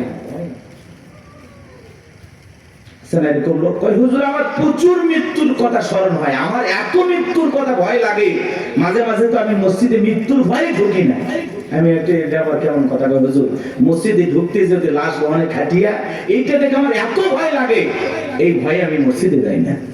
এটার নাম কি মৃত্যুর ভয়? কথা বলে না কেন ভাই? কিছু মানুষ আছে কবর করে, বলে না যে আমি 70টা কবর ঘুরছি হুজুর, 80টা কবর ঘুরছি। আবার পাশের আর একজন লোক কয়, হুজুর যে কবর খোঁড়ার কথা বলতেছে, ও আবার যা কবর করে, যে মানুষটা মারা যায় তার ছেলে মেয়েকে বলে, এই তোমার বাবাকে কবর খুললাম, 2 প্যাকেট সিগারেট তো দিলে না। ও যদি 80 লক্ষ কবর করে, কবর কি, কবরে কি হতে পারে এই বুঝ কি আর দিলের ভিতরে আসবে ভাই? কথা বলেন, আসবে? আমাদের অবস্থাটা এমন হয়ে গেছে, কিসের আমল করবো হুজুর? দুনিয়া তো মস্ত বড়, রং তামাশায় আসি ব্যস্ত, রঙিন চশমায় দুনিয়ার সব চাকচিক্য সুন্দর লাগতেছে, একটু গান বাজনা, আমোদ প্রমোদ, হই হুল্লা। কথা কয় না কেন? হাজি মানুষ ওয়াজ করে আসছে, নাক নির্বিয়া, বক্স বাজতেছে, কন্ট্রোল করতে পারে না, হাজি পর্যন্ত ডাক দিয়ে করছে লঙ্গি ডান্স। হাজি হাজি ওয়াজ করে আসছে। কথা বাস্তব না অবাস্তব? মিথ্যা না সত্য? এরকম আছে না বাজান? মানে আবেগের ঠেলায় আমরা গুনাহ করতেছি, গুনাহ নাকি আবেগে হয়ে যাচ্ছে। আল্লাহ এরকম আবেগ থেকে আমাদের হেদায়েত দান করেন। এটা জোরে বলেন আমিন। কষ্ট পাচ্ছেন আপনারা? তাহলে কবরে 1 নাম্বার প্রশ্ন, মার রব্বুকা, তোমার রবকে। উত্তর দিতে পারবে তারা আল্লাহর মুমিন মুত্তাকি নেককার বান্দা। যারা উত্তর দিতে পারবে না কারা? আল্লাহর গুনাহগার বদকার অবাধ্য গোলাম যারা। কথা বলে ঠিক কি না? তাহলে আমরা নেক আমল করে আল্লাহর প্রিয় গোলাম হয়ে কারা কারা কবরে যেতে চায় হাত তুলে দেখা। আল্লাহ আমাদের সবাইকে নেক আমল করা তৌফিক দান করুন। চিল্লা বলুন আমিন। আর একটু জোরে বলুন আমিন। ওয়াজ কি শেষ? এবার দেখেন খেলাটা কোন দিকে যায়, এদিকে খেয়াল করেন। কষ্ট পাইছেন? এই যে হেদায়েতের উদ্দেশ্যে 2-4 মিনিট কথা বললাম, এইবার চলেন। আল্লাহ রাব্বুল আলামিন বলেন, ইন্নাল্লাযীনা ক্বালু রাব্বুনাল্লাহ, নিশ্চয়ই যারা বলে আমাদের রব আল্লাহ। আমাদের রব কে? জোরে করেন না ভাই, একটু চিল্লায়ে বলেন আল্লাহ। জমিন আল্লাহ যখন কাউকে জিরো থেকে হিরো বানায়, চাওয়ালা থেকে প্রধানমন্ত্রী বানায়, আর মুসলমান জবাই করে। কথা বলে না কেন ভাই? বাংলাদেশে ডক্টর জাকির নায়েক আসবে, ভারতের টেনশন আসবে আমাদের দেশে, আর টেনশন করে ভারতের লোকেরা। কথা বলে না কেন? অনেক উদ্বেগ, তারা বিভ্রান্তিকর বক্তব্য ছড়াচ্ছে যে ডক্টর জাকির নায়েক আসলেই বাংলাদেশে গ্রেফতার করা হবে। কতই সহজ। বাংলাদেশের মানুষকে তো চেনেন না, ধুতি নিয়ে যাইতে পারবেন না। কথা বলে না, বাংলাদেশে ডক্টর জাকির নায়েক আসবে, তাকে প্রায় 1 মাসের এ দেশে সফর করার অনুমতি দেওয়া হয়েছে। বিভিন্ন জায়গায় তিনি বিভিন্ন প্রোগ্রামে অংশগ্রহণ করবেন ইনশাআল্লাহ। একজন দিনের দায়ী, সারা দেশে সারা পৃথিবীতে যার পরিচয় পরিচিতি আছে। ভারতের তার বক্তব্যের শুনে অসংখ্য মানুষ কালেমা পড়ে মুসলমান হয়েছেন। সেই মানুষটা যদি এই দেশে আসে, আমাদের কোনো সমস্যা আছে ভাই? আমরা মুসলিম হিসাবে খুশি, তাকে ধন্যবাদ জানাই। ডক্টর জাকির নায়েককে আমরা সাদরে গ্রহণ করব, লাল গালিচার সংবর্ধনা দেব। কথা বলা ঠিক না? আর এই দেশে যদি কোনো কারণে কোনো ষড়যন্ত্র বা বিতর্কের কারণে যদি ডক্টর জাকির নায়েক বাংলাদেশে না আসতে পারে, তাহলে বুঝে নেবেন বর্তমান সরকারে যারা আছে এদের ভিতরে ভারতের দালাল আছে। উনি আসবেন, সমস্যা কি? মুসলিম একটা দেশে একজন দায়ী আসতে পারবেন? ডক্টর জাকির নায়েকের অসংখ্য লেকচার আপনারা শুনেছেন, আলোচনা শুনেছেন। ভালো লাগে না? ভালো লাগে না? চমৎকার কথা বলেন। ভারত সরকার তার টিভি চ্যানেল বন্ধ করে দিয়েছেন, তাকেও দেশ থেকে বিতাড়িত করেছেন। এখন তিনি বিভিন্ন দেশ সফর করেন, বিভিন্ন দেশে থাকেন। আলহামদুলিল্লাহ, আমাদের দেশও আসবেন তারই ধারাবাহিকতায় আলহামদুলিল্লাহ আমরা গ্রহণ করব। উনি আসবেন, ঘুরিয়ে ফিরে চলে যাবেন, সমস্যাটা কোথায়? এতে ভারতের মাথা ব্যথা দরকার আছে? আমাদের দেশে আমরা ডক্টর জাকির নায়েককে নিয়ে আসবো নাকি খানায় খাবার ইমামকে নিয়ে আসবো, সেটা ভারতের কাছ থেকে শোনা লাগবে। ভারতের কথা আমরা চলি, এজন্য আমরা বলেছি আমরা বারবার রক্ত দিয়ে দেশকে স্বাধীন করেছি। আমরা না হতে চাই ভারতের গোলাম, না হতে চাই আমেরিকার গোলাম, আমরা সবাই আল্লাহর গোলাম। এটা আমাদের জীবনের সবচেয়ে বড় পরিচয়। আমরা কার গোলাম? আল্লাহর গোলাম। আমরা দুনিয়াতে কারো গোলামি করার জন্য জন্ম হই নাই, আমরা গোলামি করবো একজন, আর তিনি আমাদের রব, তিনি আমাদের সব। কথা বলে ঠিক না? ডক্টর জাকির নায়েক আসতেছে খুব দ্রুত, 28 নভেম্বরের মধ্যেই বাংলাদেশে আসবেন ইনশাআল্লাহ। তার সফরকে আল্লাহ কবুল করেন। একটু জোরে বলেন আমিন। এটা নিয়ে ভারতের মাথা ব্যথা, অনেক টেনশন, মিডিয়াতে অনেক আলোচনা, তুমুল আলোচনা, সমালোচনা চলতেছে, বিতর্ক চলতেছে। সব বিতর্কের অবসান ঘটবে উনি যখন বাংলাদেশ বিমানবন্দরে পৌঁছাবে। আশা করি উনি আসবে ইনশাআল্লাহ। আমার ভাইরা দিল দিয়ে কথাগুলো বোঝার চেষ্টা করবেন। ইন্নাল্লাযীনা ক্বালু রাব্বুনাল্লাহ, নিশ্চয়ই যারা বলে আমাদের রব আল্লাহ। গভীর মনোযোগ দিয়ে কথাগুলো শুনবেন বাজান। এই পৃথিবীর জমিন আল্লাহ কাউকে জিরো থেকে হিরো বানায়, চাওয়ালা থেকে প্রধানমন্ত্রী বানায়। নিঃস্ব পৃথিবীতে কেউ বেঁচে নাই। চিল্লায় বলে দুনিয়াতে আমার কেউ নাই। সেই মানুষটাকে আল্লাহ নিঃস্ব থেকে ক্ষমতার চেয়ারে বসায়, সেই মানুষটাও ক্ষমতার চেয়ারে বসে জুলুম করে, অত্যাচার করে। কথা বলেন ঠিক কি না? এই পৃথিবীর জমিনে এরকম একজন জালেম ছিল ভবঘুরে, যে নিজেকে আনা রব্বুকুমুল আলা বলে দাবি করেছিল, নিজেকে প্রভু বলে দাবি করেছিল, খোদা বলে দাবি করেছিল, রব বলে দাবি করেছিল। এ ছিল একটা ভবঘুরে যুবক। ভবঘুরে যুবক মানে বোঝেন না? যারা ইয়াবা, ফেনসিডিল, গাঁজা, মদ খায় গাছক ধাক্কা মারে। ভাইজান সাইদ দেন আছে না? নাই। বাড়িতে যা বলে বউ দরজা খোল, কথাকে বোঝেন নাই? বউ যখন দরজা খুলে দিয়েছে, ভাই মা এত দেরি করলি কেন? বউ তখন দিকে বলে কি ব্যাপার, আমার মা কইলি কেন? আজকে একটু বেশি মাল খাচ্ছি, তুই মা না বউ বুঝতে পারতেছি না। এরকম মাতাল আছে না নাই? কিছু কিছু ছেলে পেলে আছে সন্ধ্যা হলে ঘরে দরজা বন্ধ করে জিকির করে, ইজ্ঞাবা ইজ্ঞাবা ইজ্ঞাবা। মা বাবা চিন্তা করে, বাবা এটা কিসের ট্যাবলেট, জটসতি গলা ব্যথা, কই কিচ্ছু বোঝার দরকার নাই, টাকা দে নইলে তোর মাথা ফাটাবো। এরকম ইয়াবা খোর আছে না নাই? যারা ইয়াবা খায়, ফেনসিডিল খায়, গাঁজা মদ খায়, যুবক রে, সমাজের মানুষ তাদেরকে নেশাখোর বলে, টোকায় বলে। যারা নেশা করে তাদেরকে মানুষ ভালো চোখে দেখে না। সে ভালো সন্তান হতে পারে না, ভালো স্বামী হতে পারে না, ভালো বাবা হতে পারে না। নিঃস্ব করে সে সবাইকে। কথা বলে নেশাখোররা তার পরিবারকে নিঃস্ব করে। এজন্য হাতে পায়ে অনুরোধ করে বলে যায়, যুবক, নেশাদ্রব্য পান করা যাবে না, মাদক সেবন করা যাবে না। যে মুখে মা, সেই মুখে মাদক তোলা যাবে না। মাদককে না বলুন। কথা বলে না, কথা বলে। মাদক সেবন করা যাবে, নেশাদ্রব্য পান করা যাবে। যারা মদ পান করবে এদের জন্য জান্নাত হালাল না হারাম? ওদের জন্য জান্নাত হারাম হয়ে যায়। তো জান্নাত যদি হারাম হয়ে যাবেন কোথায়? এই জন্য আমরা দুনিয়াতে নিজেরাই মদ আল্লাহ তাআলা হারাম করে দিয়েছেন। আমি আমার উপরে এটা হারাম মানবো যে না, আল্লাহ হারাম করে দিয়েছেন, এই মদকে আমি স্পর্শ করব না। আমি জান্নাতে যাই শরাব পান করব। শরাবের ঝর্ণা আছে, সুবহানাল্লাহ কোন, মধুর ঝর্ণা, দুধের ঝর্ণা, পানির ঝর্ণা, শরাবের ঝর্ণা। হাতের স্পর্শ ছাড়া কি তার করতেছে? সুবহানাল্লাহ। জান্নাত যে কত সুখের জায়গা, কেমনে বোঝাবো? ও কল্পনা করা যায় না। আল্লাহ এত সুন্দর করে জান্নাত বানাইছে। সুবহানাল্লাহ বলেন। কষ্ট হচ্ছে আপনাদের? তাহলে এই যুবক, নেশাদ্রব্য পান করা যাবে? যাবে? এগুলো আজে বাজে ফালতু জিনিস না খাইয়া, ওই ইয়াবা ফেন্সিডিল না খাই, ওই টাকাটা জমায়া বউকে মাসে একটা করে 3 পিস উপহার দাও। কিছু না পাইলে অন্তত 12টা মাসে 12টা বছর রাখাইবা। কথা কোন ঠিক কি না? হ্যাঁ, আলামিন ভাইয়ের কাছ থেকে যদি সুন্দর একটা শাড়ি দিতে পারতো, কথাই নাই। মেয়েরা সবচেয়ে পছন্দ করে কোন কালারের শাড়ি জানো? নীল কালারের শাড়ি। কথা কয় না। হ্যাঁ, নীল কালারের শাড়ি বউরে কিনে দেবেন। যদি আপনার বউ বেজার হয়, টাকা আমি দেব। কথা কয় না, কথা কয় না। এই কালারটা মেয়েরা সবচেয়ে চয়েস করে বেশি। যদি পারেন আলামিন ভাইয়ের সাথে যোগাযোগ করে একটা শাড়ি খালি দিয়ে দেখেন, ওই দিন বইয়ের ব্যবহার দেখে সারা জীবন আপনার মনে থাকবে। কথা বলে ঠিক কিনা? এই জন্য আজে বাজে জিনিস না খাইয়া ওই টাকা জমায়া বউ বাচ্চার কাপড় কিনে দেব, ওদের মুখে হাসি ফোটাবো ইনশাআল্লাহ। কোন কোন যুবক আছো মাদক দ্রব্য স্পর্শ করবা না, মাদক নিজের উপরে হারাম করবা, হাত করো। জীবনে কোনোদিন স্পর্শ করবো না ইনশাআল্লাহ। আজকের এই জান্নাতের বাগান থেকে ওয়াদা দিলাম যে আল্লাহ, আমরা জীবনে কোনোদিন নেশাদ্রব্য স্পর্শ করব না।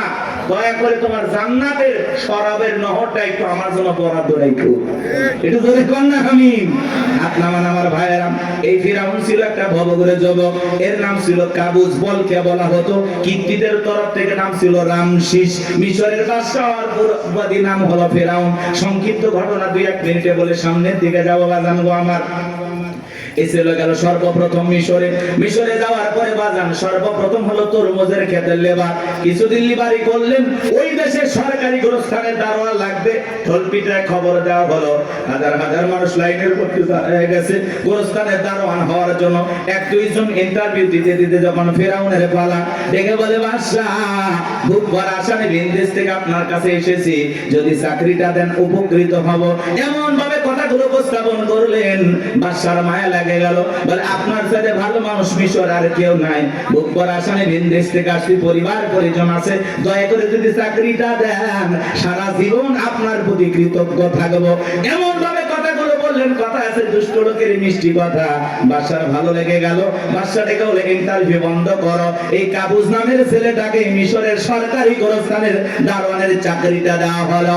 এইবার সরকারি গোরস্থানে দারোয়ানের চাকরি পাওয়ার পর ফেরাউন চিন্তা করে, বাদশা প্রতি মাসে বেতন দিবে, ঠিক আছে, কিন্তু এই টাকা দিয়ে চলবে না, আমার সাইড ইনকাম করা দরকার। এইবার যারা লাশ দাফন করতে আসে ওদেরকে ডেকে বলে, শোনো, লাশ প্রতি একটা করে দিরহাম যদি দাও, লাশ দাফন করতে দেব, না হলে লাশ দাফন করতে দেব না।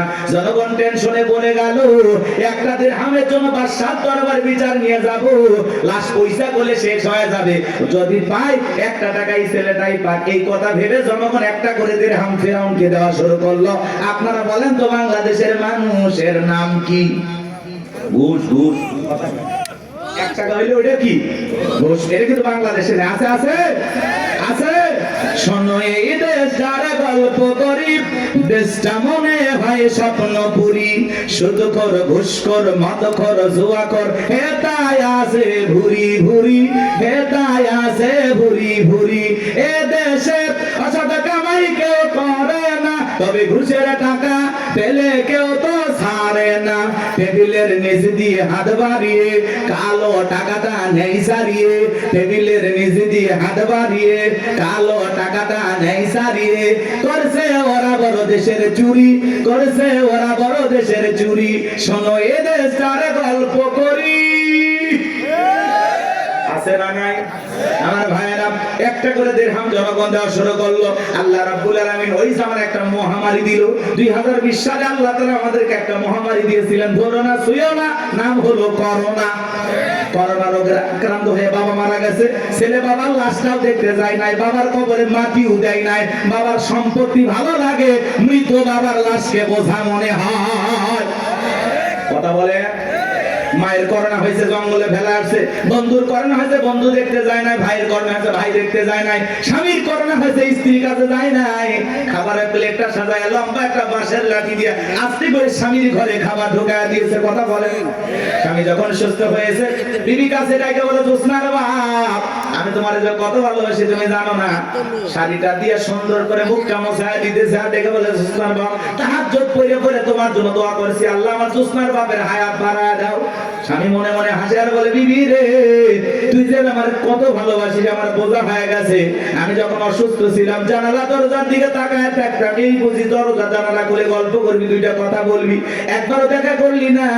মোবাইলে তোর ছবি দেখে দেখে মনের দুঃখের কথা ভুলে যাইতাম। তুই যে আমারে কত ভালোবাসিস প্রমাণ আমি পাইছি। আমি যখন অসুস্থ ছিলাম, আমারে তুই বাঁশ দিয়া খাওয়াইছিস। কথা বলা, কথা বলা। এজন্য করোনা মহামারী বুঝে দিয়েছে, দুনিয়াতে কেউ কারো আপন না। কথা বলেন, কথা বলেন, সত্য না মিথ্যা? ওই সময় একটা আতঙ্ক, ভয়, কেউ কারো কাছে যায় নাই। বাজানো আমার এই দুনিয়াতে একটা করোনা মহামারীতে মানুষ মারা গেল, মানুষ আর একটা মানুষের কাছে গেল না, বাবার কাছে সন্তান গেল না। তাহলে ভেবে দেখেন বাজান, দুনিয়াতে কেউ কারো আপন না, সব মিথ্যা মায়া, মিথ্যা মায়া। কথা বলেন না? আপনি কি মনে করেন আপনি মারা গেলে আপনার পরিবারের লোকজন আপনাকে ছাড়া অচল হয়ে যাবে, তারা ভেঙে পড়বে? কিচ্ছু হবে না তাদের। আপনি মরে গেলেও আপন গতিতে আপনার পরিবারের লোকজন তাদের জীবন সাজাবে। আপনার জন্য কেউ অপেক্ষা করবে না, আপনার জন্য পৃথিবীর কোনো কিছু থেমে থাকবে না, না দোকান, না ব্যবসা প্রতিষ্ঠান, না আপনার স্ত্রী, না আপনার সন্তান, না আপনার ব্যবসা বাণিজ্য, খাওয়া, কোনো কিছুই থেমে থাকবে না। আপনি মরে গেলেও সব আপন গতিতেই চলবে। কথা বলে ঠিক না? বরং আমরাই বেশি বেশি ভাবতেছি যে আমি মরে গেলে আমার পরিবারে কি হবে না হবে, ওদের কথা ভাবতে গিয়ে আমরা আখিরাত ভুলে গেছি। এজন্য আসুন আখিরাতকে টার্গেট করি। কথা বলে না?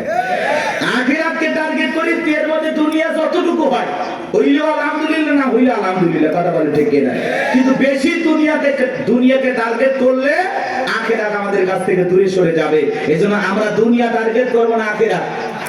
আমাদের কার প্রয়োজন বেশি? আল্লাহকে প্রয়োজন দরকার না? তাহলে আখিরাতকে টার্গেট করতে হবে। এই পৃথিবীতে আল্লাহ হলো আমাদের সবচেয়ে আপন।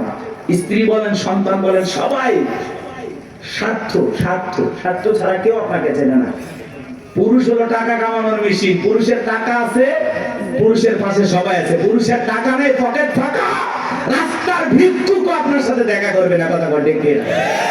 টাকা আছে, পুরুষের সম্মান আছে। টাকা আছে, পুরুষকে সবাই চেনে। কথাকে বোঝেন নাই? ওই যে গান শুনছেন না, গান শুনছেন, ওইদিকে যাবো না, রাগ করছেন। আপনারা তো রাগ করতেছেন। কি করবো না দোয়া করবো বলেন? আচ্ছা বলেন তো, পুরুষ হলো প্রয়োজন মিটানোর মেশিন। টাকার প্রয়োজন, সম্পদের প্রয়োজন। কথা কয় না কেন?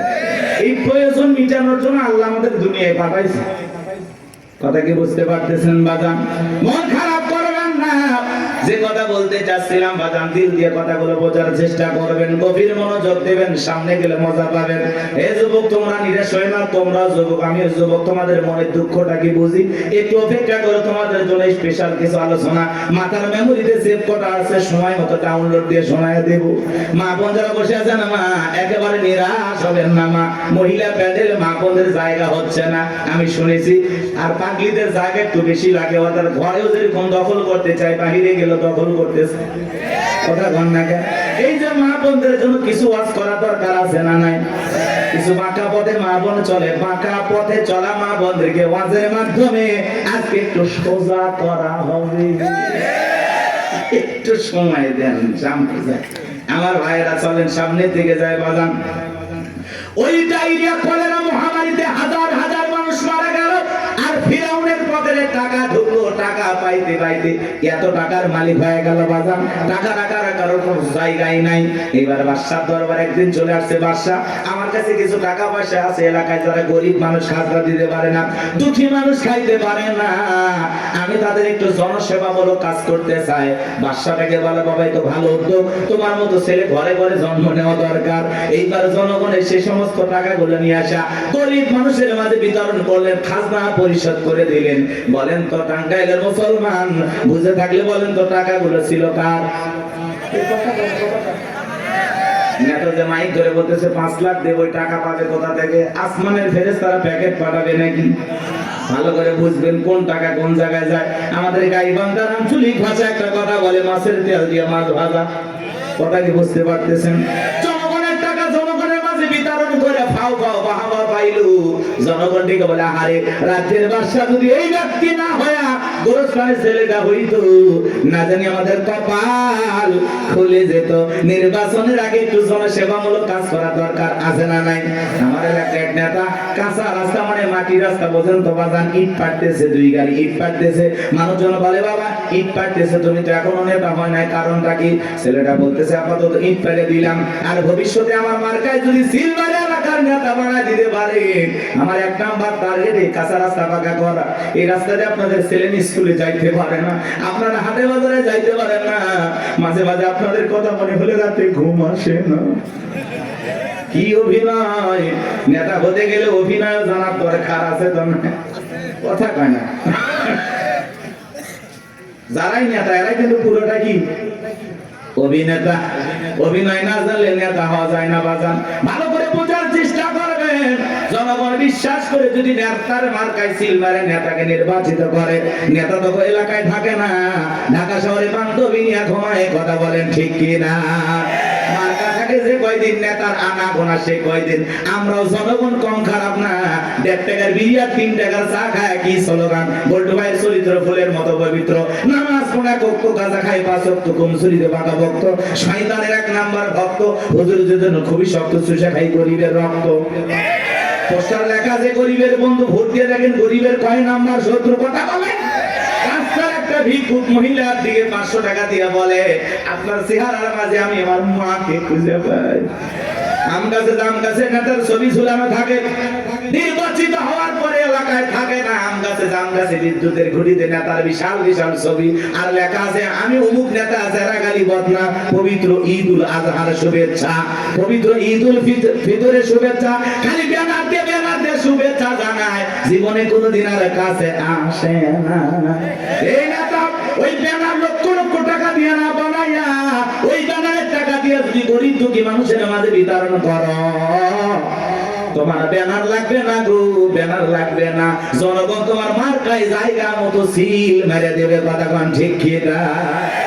কিন্তু ওই যে মার্কা থাকে যে কয়দিন নেতার আনা গোনা, সে কয়দিন অলিতে গলিতে নেতাকে পাওয়া যায়। মানুষ মলে জানা যায় হাজির, জুমার নামাজের সামনে হাজির, আসরের নামাজ পড়ে 2 বার। কথা কয় না।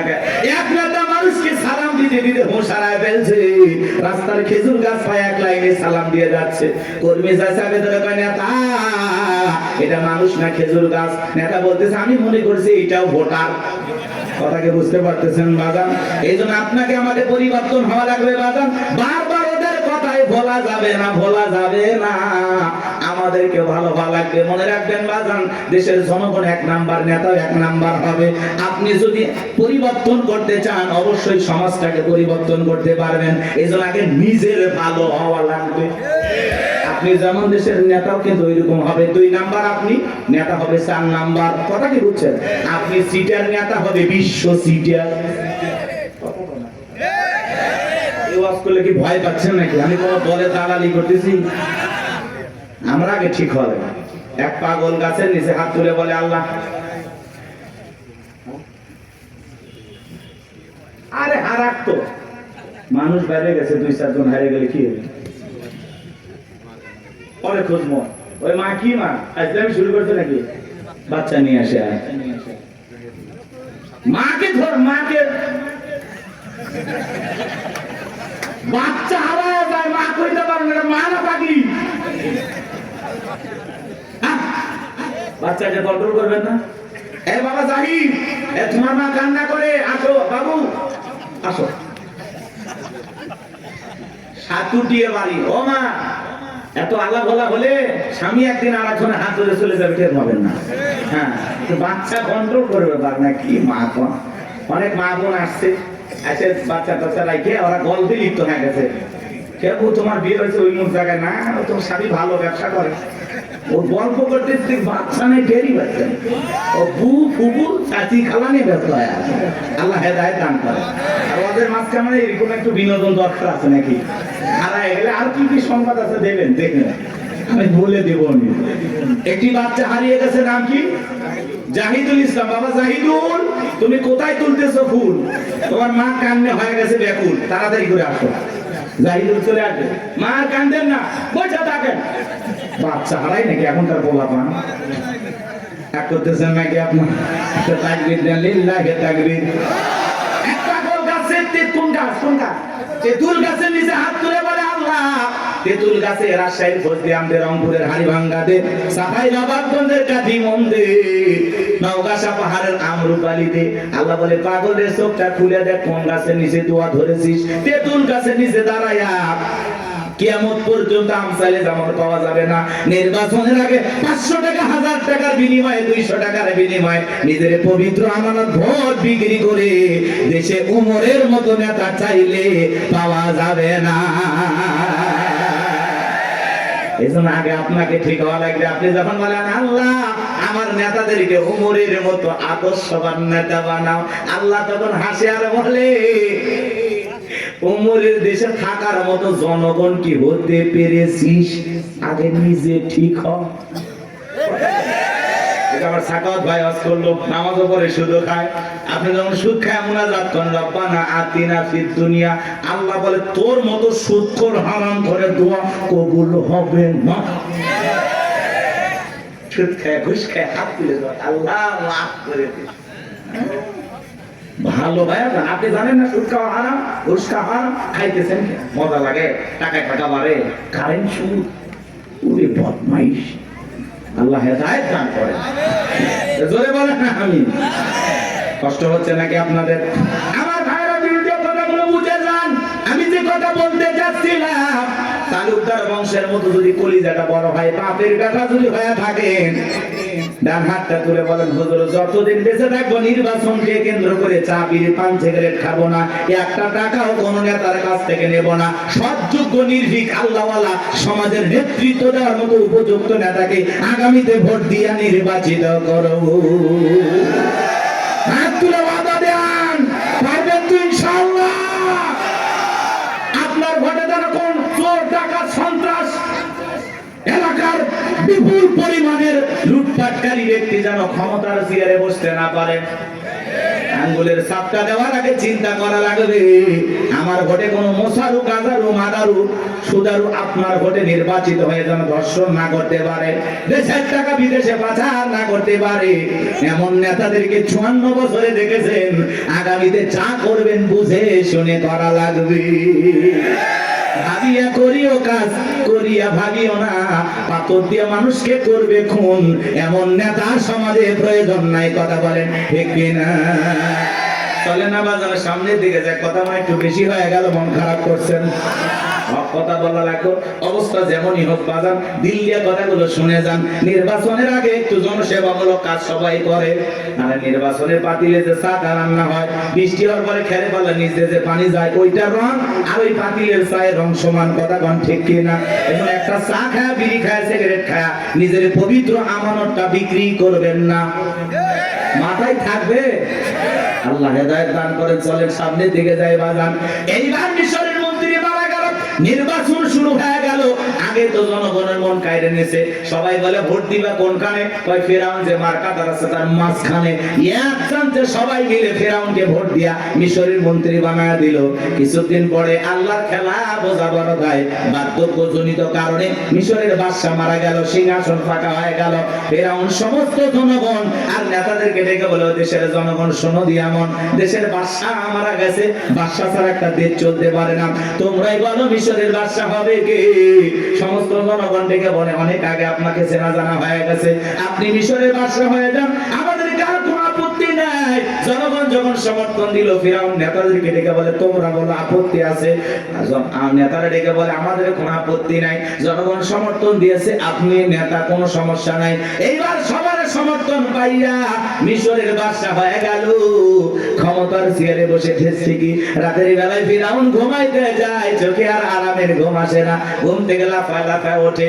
অনেক মানুষ দেখবেন বাজারে 4টা ঘুমের ট্যাবলেট খায়, কোটিপতি টাকাওয়ালা সম্পদওয়ালা বড় বড় হাইব্রিড নেতা 4টা ট্যাবলেট খায় ঘুমায়, এরপরে রাত 2টার দিকে ঘুম থেকে উঠে সিসি ক্যামেরার ফুটেজ তালাশ করে কেউ ঢুকছে নাকি মারার জন্য।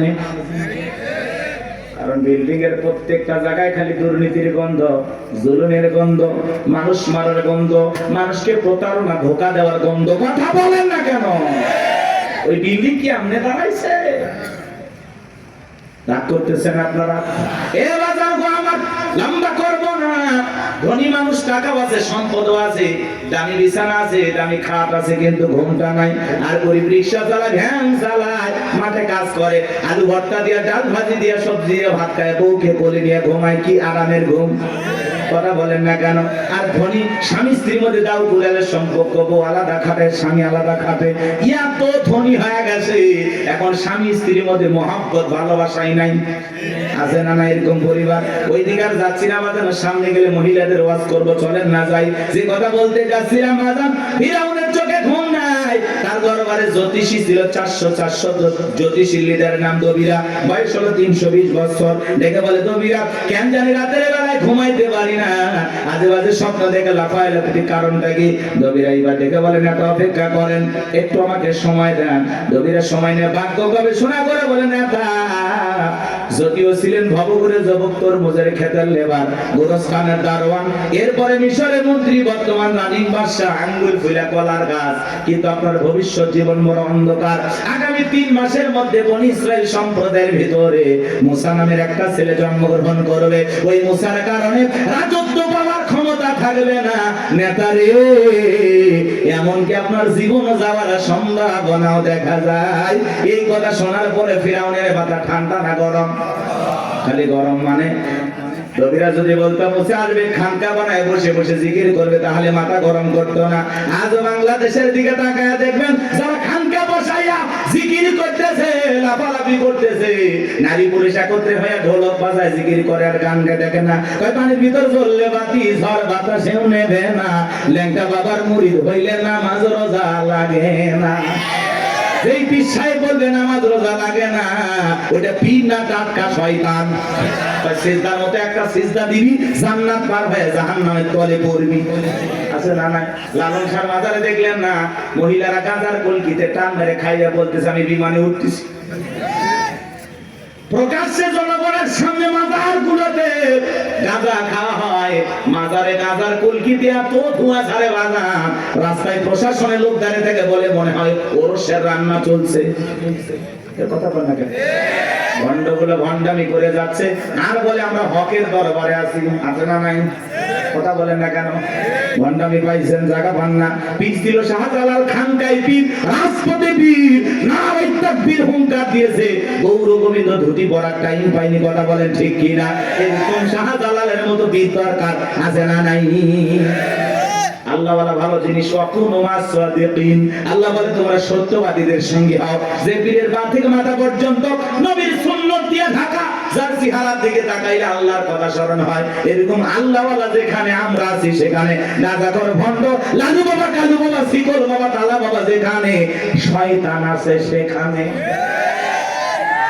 কথা বোঝা গেল? কোন ভণ্ডদের কাছে আমরা যাব না ইনশাআল্লাহ, কোন ভণ্ডের কাছে যাব না। পীর সাহেব নাই, মানুষ আছে কিনা তাও সন্দেহ। কবর মাজার বানায় রাখছে, লেখা রাখছে পাকিস আর রহমতুল্লাহ আলাইহি, উপরে লেখা মাহবুব সুবহান, ভারতের কামান, জামানার জামান। আছে না নাই? কি এক এক পীরের নাম, আল্লাহ হেদায়েত দান করে। ভণ্ড পীরের ওয়াজ বেশি করবো না, কষ্ট হচ্ছে আপনাদের? এই ভণ্ডদের কাছে যাওয়া যাবে?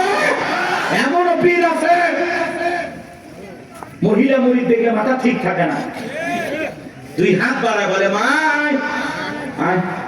মহিলা চিন্তা করছে এত বড় আল্লাহ ওয়ালা আমারে ডাকে, যদি বুকে না যায় জাহান্নামে জায়গা হবে না। পীর সাহেবের বুকের ভিতরে ঢুকে গেছে।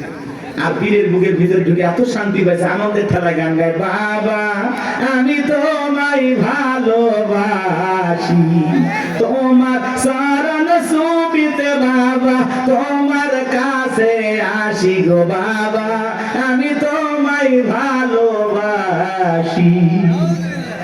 যে নারী স্বামীকে বাদ দিয়ে পীরের ফাটা পায় চুমা খায়, ওই নারীর চরিত্র ঠিক না। শুনে যান, আপনার কি আপনার স্বামী, কথা বলে প্রত্যেকটা সন্তানের কাছে তার মা বাবা হলো পৃথিবীর সবচাইতে বড় পীর। কথা বলে জীবনে কোনোদিন মা বাবাকে ভাত দেয় না, পিতা মাতার জন্য 1 কেজি কমলা বেদনা কেনে না, পীর সাহেবের দরবারে গরু নিয়ে দৌড়ায়। পাগল দেখছেন? মা বাবার খবর নেয় না, পীরের বাবার খবরের অভাব নাই। আল্লাহ হেদায়েত দান করেন। গরু ছাগল নিয়ে কোনো পীরের দরবারে দৌড়াবেন না। আচ্ছা উনি যদি আল্লাহ ওয়ালা হয়, ভালো আছে, তো গরু ছাগল দিয়ে কি করবে? এলাকায় কত গরিব মেয়ে বিয়ে হয় না, দেন না, গরুটা জবাই করে মেহমানদারি করা দেন, আল্লাহ খুশি হবে। এলাকায় মাদ্রাসা আছে, গরিব দুঃখী বাচ্চা পড়াশোনা করে, এতিম বাচ্চারা, একটা ছাগল মাদ্রাসায় দেন, ওরা জবাই করে খেয়ে আল্লাহর কোরআন তেলাওয়াত করবে, আরশের মালিক আল্লাহ খুশি হবে। আপনি মাজারে যায় ছাগল গরু দিয়ে, হ্যাঁ ট্রাক ভর্তি করে নিয়ে যায়, মাইক বাজারে গান গায়, দেখেননি? যা কত কথা বলা যাবে না, কষ্ট হচ্ছে আপনাদের। কোন মাজারে টাকা পয়সা দান করবেন না, কথা বলে না। হ্যাঁ, কোন মাজারে যদি মসজিদ থাকে, মাদ্রাসা থাকে, সেই জায়গা আপনি দান করতে পারেন। শুধু মাজার এমন জায়গায় 1 টাকা দেবেন, কথা আপনার যা বলতেছে আপনি তাই করবেন। মাজারে কেন টাকা দিচ্ছেন? উনি আল্লাহ ওয়ালা ভালো আছে না, ওই টাকা দিয়ে কি করবে? আগে কিনে খাবে। আপনি মাজারে কেন টাকা দিচ্ছেন? এতিম অসহায় প্রতিবন্ধী হাত পাতে 5 টাকা দিতে পারে না, আর মাজারের দান বক্স থেকে 1000 টাকা 500 টাকা কেমনে ঢোকান? টাকা যেটা মানুষের দরকার না মরা মানুষের? যেটা মানুষ কান দিচ্ছে হাত পাতে, আপনি সেখানে দেন না। আর মাজারে পীর সাহেব একবারও ডাকলো না, এই মুসলিম টাকা দে, চাইছে ওই জায়গায় কেন টাকা দিলেন? বলেন কেন দিলেন? কিসের বরকতের আশা? সন্তান হয় না, 56টা দরবারে ছাগল মানত করে, মাজারে ছাগল দিলে সন্তান হবে, পাইছেন কোথায়? কথা কয় না, আরে ওয়াশ করলে হবে না, মাঝে মাঝে ওয়াশ করালে।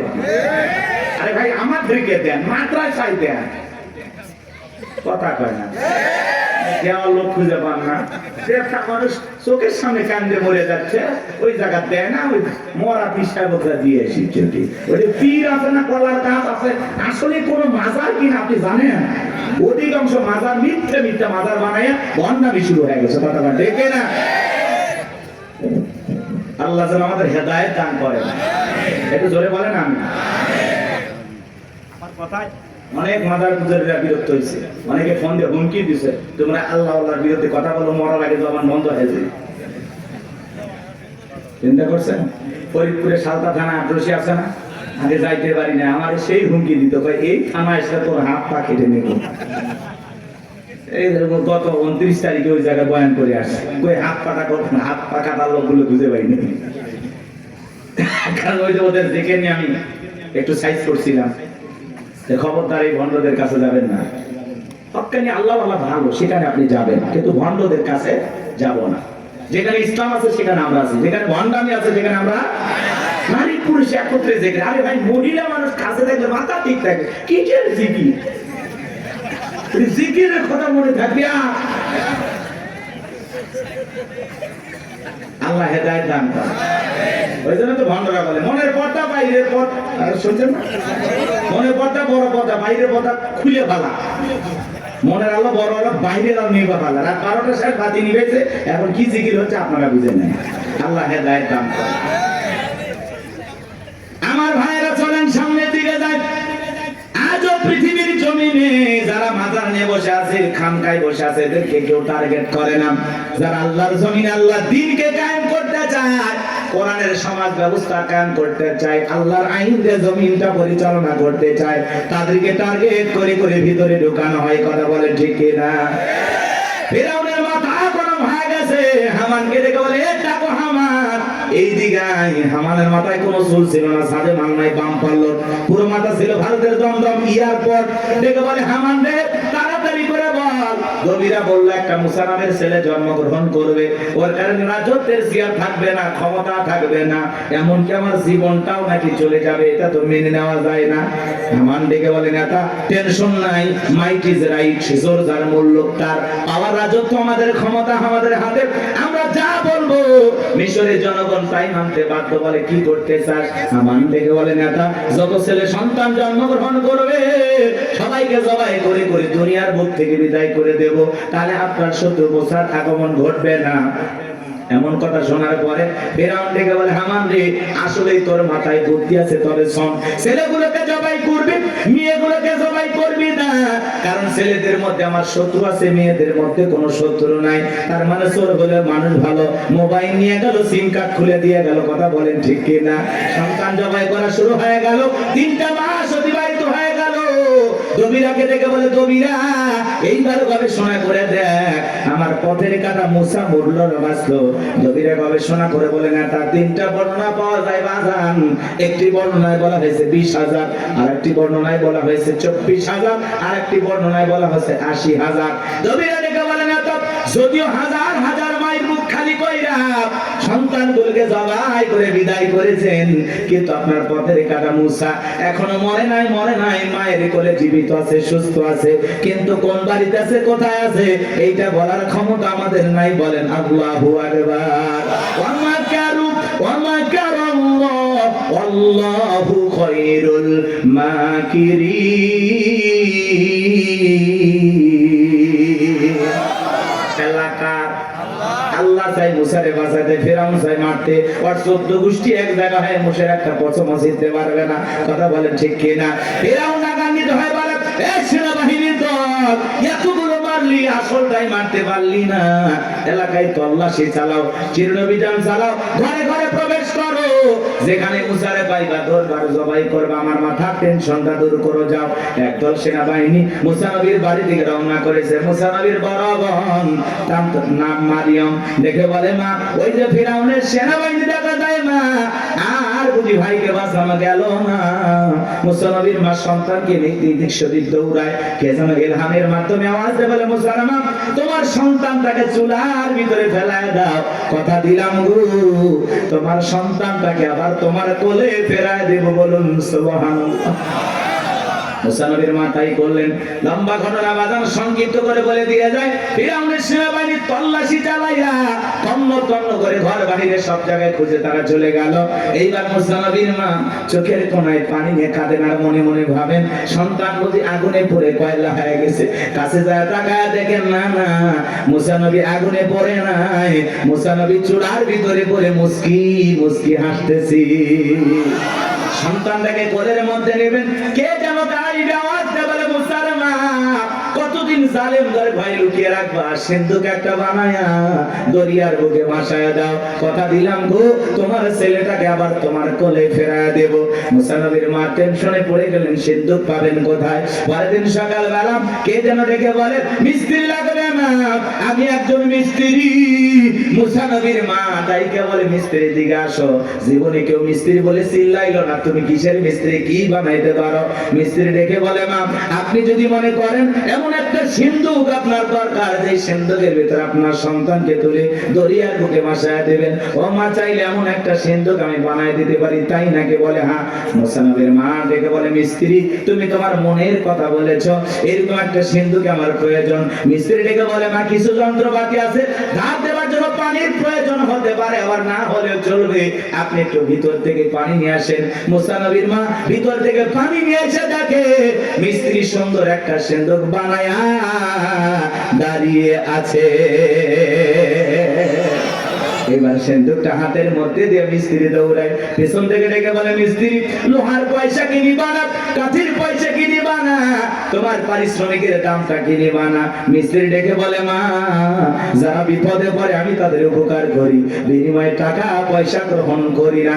মুসা নবীর মা ডেকে বলে, মিস্ত্রি, এই বিপদের দিনে এত বড় উপকার করলা, লোহার পয়সাও নিবা না, কাঠের পয়সাও নিবা না, তোমার পারিশ্রমিকের দামটাও নিবা না, অন্তত তোমার নামটা বলে যাও, মাঝে মাঝে তোমার কথা মনে হলে আল্লাহর কাছে তোমার জন্য দোয়া করব।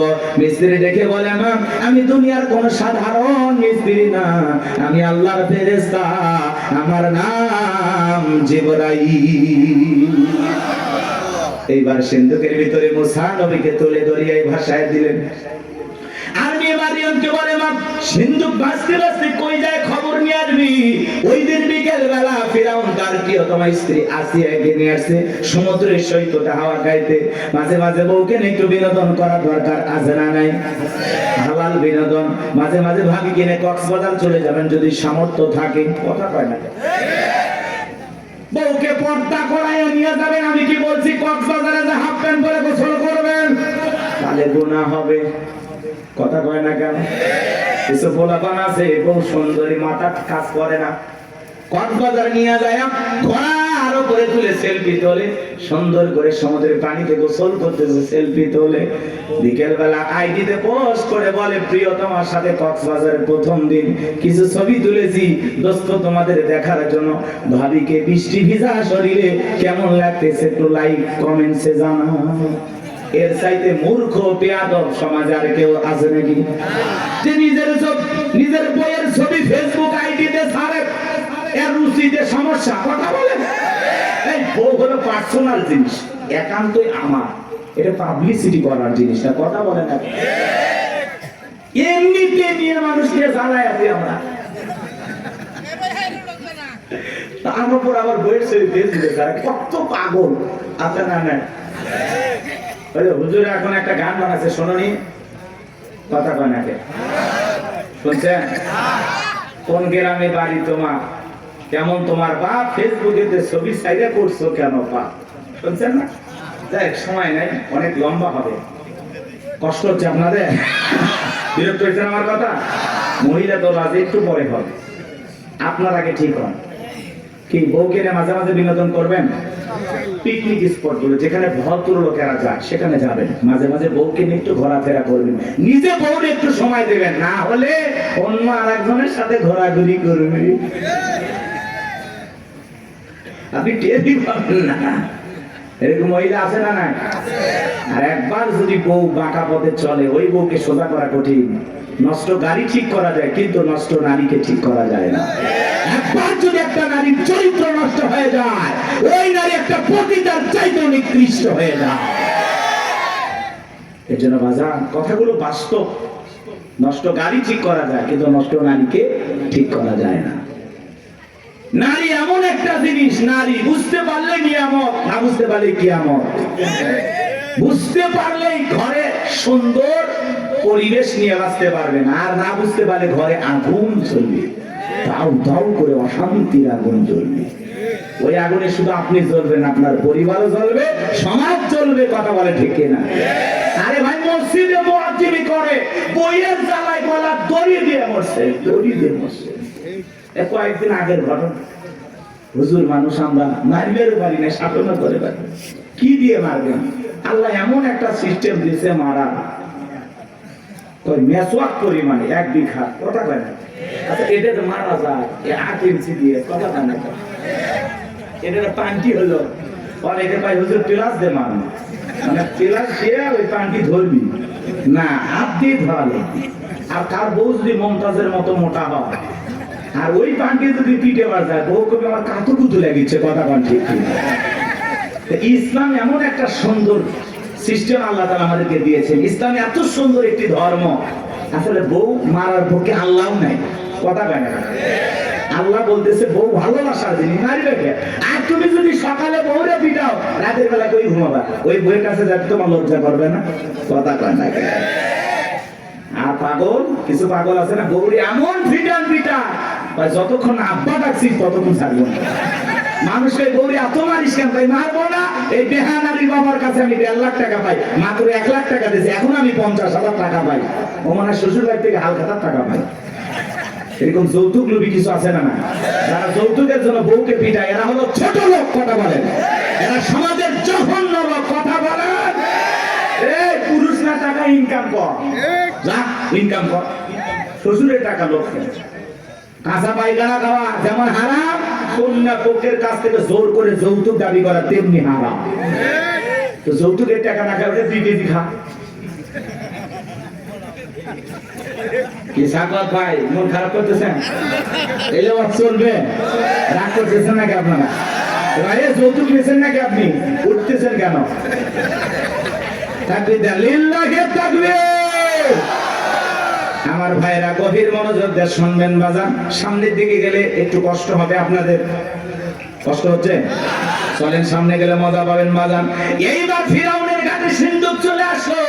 সেনাবাহিনী সিন্ধুকটা ধরে নেতার কাছে নিয়ে গেছে। ফিরাউন ডেকে বলে, সিন্ধুকটা খোলো তো দেখি।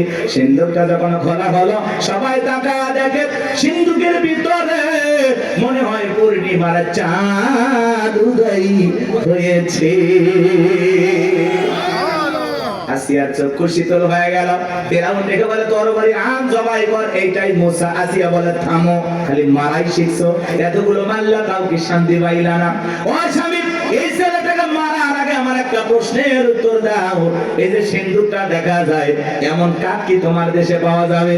ফিরাউন কাঠটা নাই গেছে, বলে, বিবি রে, এই সিন্দুকের যেমন কাঠ, এমন কাঠ আমি কেন আমার বাপ দাদা 14 পুরুষও কেউ দেখে নাই। আসিয়া বলে, স্বামী, এটা ভিন দেশি কারো সন্তান, বাঁচতে বাঁচতে আমার দেশে আসছে। এই ছেলেটাকে আমি মারতে দেব না। এই ছেলেটাকে আমাদের পালক পুত্র হিসাবে লালন পালন করতে চাই। জোরে কোন মারহাবা। কথায় আছে, যেখানে বাঘের ভয় সেখানে রাত হয়। যারে খুঁজতেছে মারার জন্য, আল্লাহ তারই দায়িত্ব দিল লালন পালন করার জন্য। জোরে বলেন মারহাবা। আসিয়া যখন বলেছে, ছেলেটাকে আমি পালবো, একে আমাদের পালক পুত্র বানাবো। অনেক কঠিন স্বামী, কিন্তু মাঝে মাঝে বইয়ের আপত্তির কাছে দুর্বল হয়ে যায়। বলে, ঠিক আছে, মাইনা নিলাম। আসিয়া বলে, শুধু মারলেই হবে না, ঢোল পিটায় খবর দাও, ফিরাউনের ছেলে সন্তানকে দুধ পান করাবে, মাসে মাসে তাকে বেতন দেওয়া হবে। বলে, ঠিক আছে। ঢোল পিটানো হলো। হাজার হাজার নারীরা আসছে, মুসা নবীকে কোলে নেয়, স্তন খুলে মুখ লাগায় দেয়। আল্লাহ নবী মুসা আলাইহিস সালাম কোন মহিলার স্তনে দুধ পান করে না। জোরে কোন মারহাবা। সমস্ত নারীরা ব্যর্থ হয়ে চলে গেল। ওই যে মুসা নবীর বোন নাম তার মারিয়াম, ঈসা নবীর মায়ের নাম মারিয়াম, আর মুসা নবীর বড় বোনের নামও ছিল মারিয়াম। এইবার মারিয়াম দেখে বলে, ও রানী আসিয়া, এমন একটা ধাত্রীর খবর আমার কাছে আছে। আমার বিশ্বাস এই সন্তানটা দুধ পান করবে, তাই নাকি? বলে,